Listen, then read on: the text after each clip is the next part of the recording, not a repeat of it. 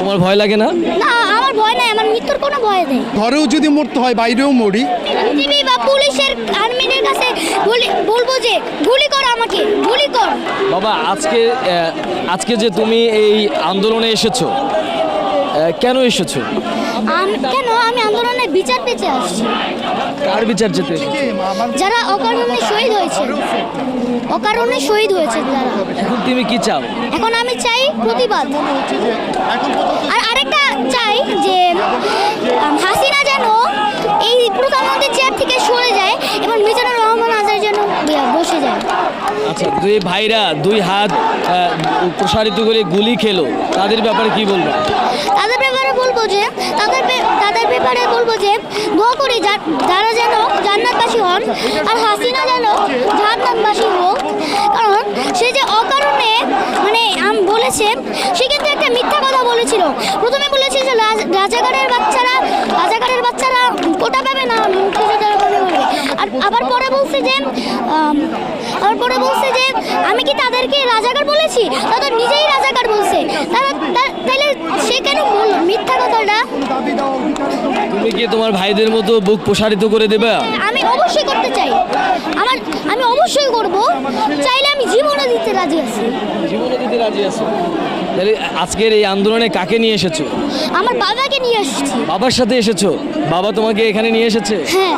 তোমার ভয় লাগে না? না, আমার ভয় নাই, আমার মৃত্যুর কোনো ভয় নেই। কেন ভয় নাই? কারণ যেই ভাইয়েরা আমাদের ভবিষ্যৎ চিনে, ভবিষ্যৎ করে যে শহীদ হয়েছেন, তাদের জন্য আমরাও জীবন দিতে পারি না। দর্শক, আপনারা দেখছিলেন যে আসলে এই আন্দোলনটি আসলে কোন পর্যায়ে গিয়ে পৌঁছেছে, সেটি এরকম একটি ছোট বাচ্চার কথাই আসলে কিন্তু বোঝা যাচ্ছে যে এখন এই আন্দোলনটি আসলে যেমন শিশু থেকে বৃদ্ধ আসলে সব পর্যায়ে কিন্তু এই আন্দোলনটা আসলে ছড়িয়ে পড়েছে।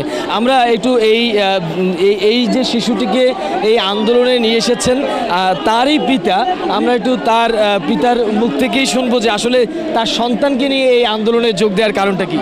আচ্ছা, আপনি তো আপনার সন্তানকে নিয়ে এই আন্দোলনে এসেছেন, আসলে এতটুকু বাচ্চাকে নিয়ে আসলে আন্দোলনে আসার কারণ? আচ্ছা, মূলত এর কারণটা হচ্ছে আমরা তো ঘরেও সেফ না, সুতরাং ঘরেও যদি মরতে হয় বাইরেও মরি, সেই চিন্তা থেকে। আর আরেকটা ব্যাপার হচ্ছে, আমার ছেলে যখন রংপুরে আবু সাইদ শহীদ হন, তখন ওই ভিডিওটা দেখে সারা রাত কান্না করেছে আর বসে এই ছেলেটাকে কেন মারছে। তখন আমি তাকে বুঝানোর পর সে আমাকে বললো, বাবা এই আন্দোলনে যখনই মিছিল হবে তুমি আমাকে নিয়ে যাবা। আমি বললাম যে যদি কোনো সমস্যা হয় তুমি কি ভয় পাও? সে বলছে, কি বলছো? আমি মৃত্যুর কোনো ভয় পাই না। ও মৃত্যুকে ভয় পায় না। আর বিজিবি বা পুলিশের আর্মিদের কাছে বলবো যে গুলি কর, আমাকে গুলি কর। ঠিক আছে, এই হচ্ছে আর কিছু ভাই?